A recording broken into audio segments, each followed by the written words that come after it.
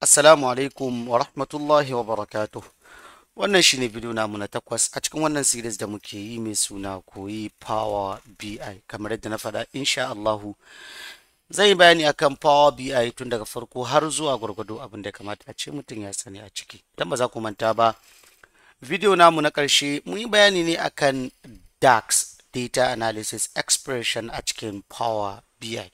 Kuma na yi bayanin abubuwa ko hanyoyi guda biyu da ake rubuta DAX da su a cikin Power BI.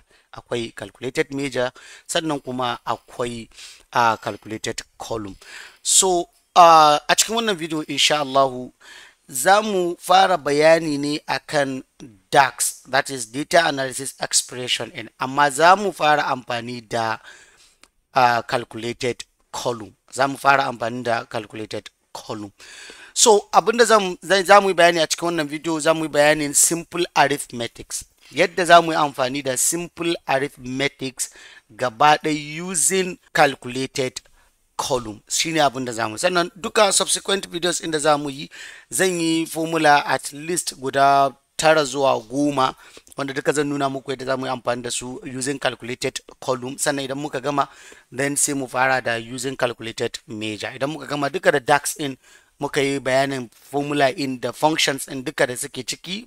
Most of wa'anda za mu yi, saboda they are many, kamar yadda muka yi na yi koyi Excel, za ku ga ba duka formula in muka yi ba, but most important ones in ne muka ɗauka na yi bayani akan su. Wannan ma za mu yi bayani akan most important ones, amma za mu yi bayani kan calculated column first. Idan muka gama functions inda za mu yi ciki da formula in, sai mu je calculated major, shi ma sai mu yi sauran formula in da yadda za mu yi. Idan muka gama sai mu fara visualization. So za mu yi simple arithmetics a cikin wannan video.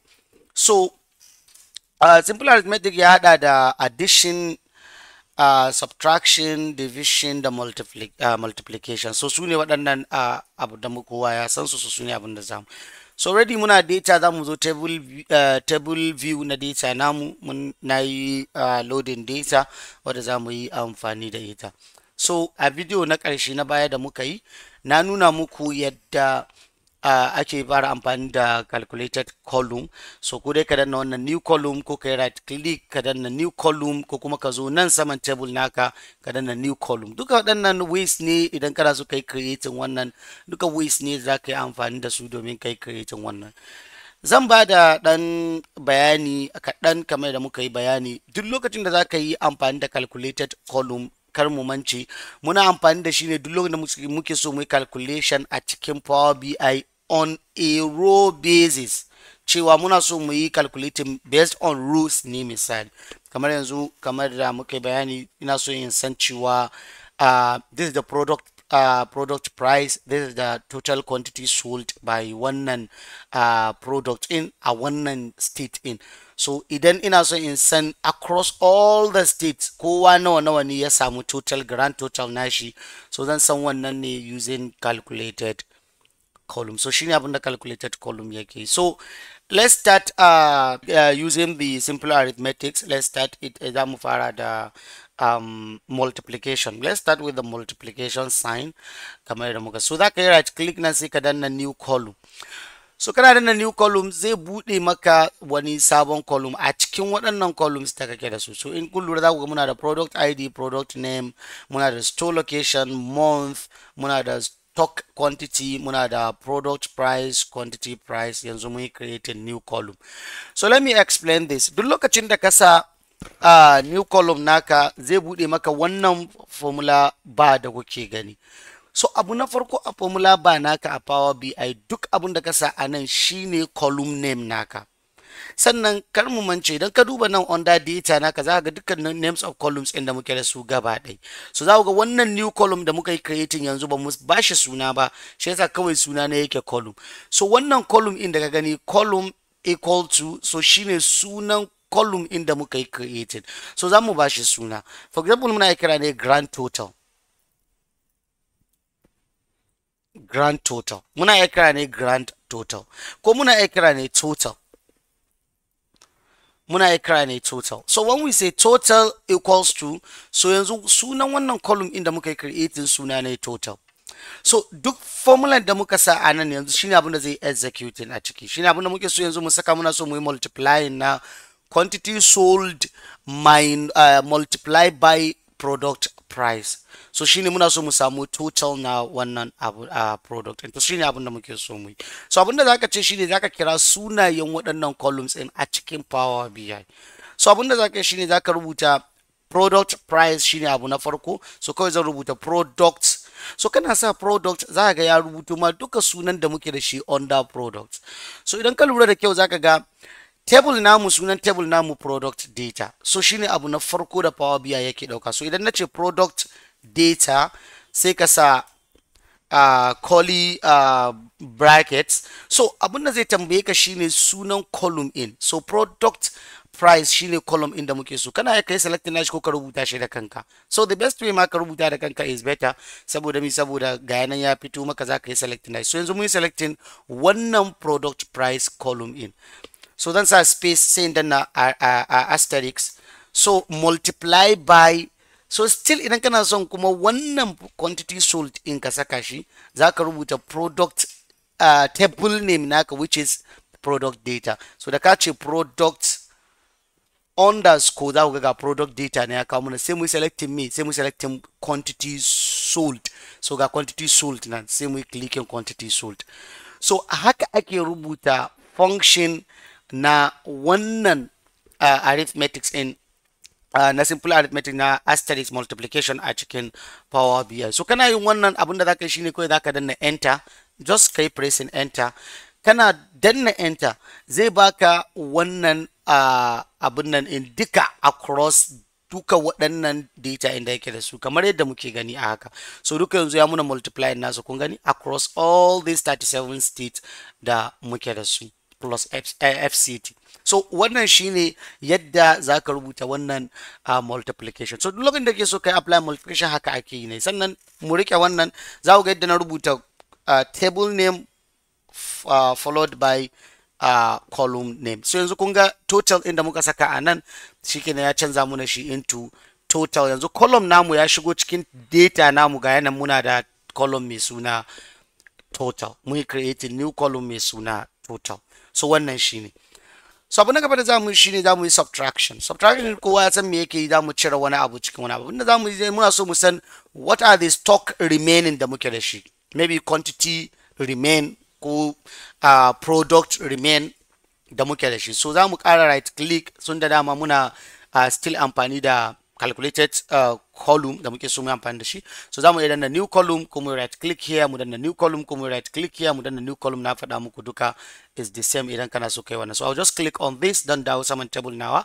So then right click nashi sai in danna new column. So ga new column nan muna so mu create nashi. So zamu ce quantity remained ko kuma quantity left ko kuma I don't know available quantity. So duk sunan da kake so ka sa zamu iya saka. So I don't even know what name da zamu sa, but let me say available quantity.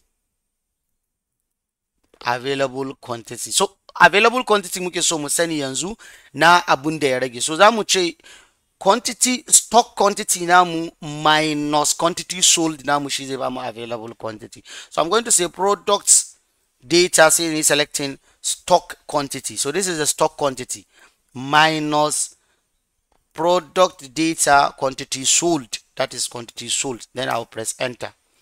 So kana yin wannan kasa enter, kawai zai baka quantity left kamar da muke gani. Da minus, akwai inda muna da minus, kuna gani da inda muna da minus this, minus this, but I think maybe that's the only place where we have that. So kun gani muna da su. So this is the available quantity da muke da su based on quantity sold da kuma stock da muke da su. So wannan shine available quantity ko available stock. So let me just make it available stock. So ina so in updating, kawai zan zo in canza sunan to available stock, kawai sai in danna enter. Zai man the same, kawai zai man updating sunan instead of available quantity, zai man updating sunan ya koma available stock. Kuma a data namu za ku ga table namu ya mai da shi available stock. So yanzu this is our available stock. So wannan shine aka zaka yi wannan subtraction in a cikin Power BI idan kana so ka cire wani abu a cikin wani abu. So wannan shine. So abu na gaba da zamu yi shine zamu yi division.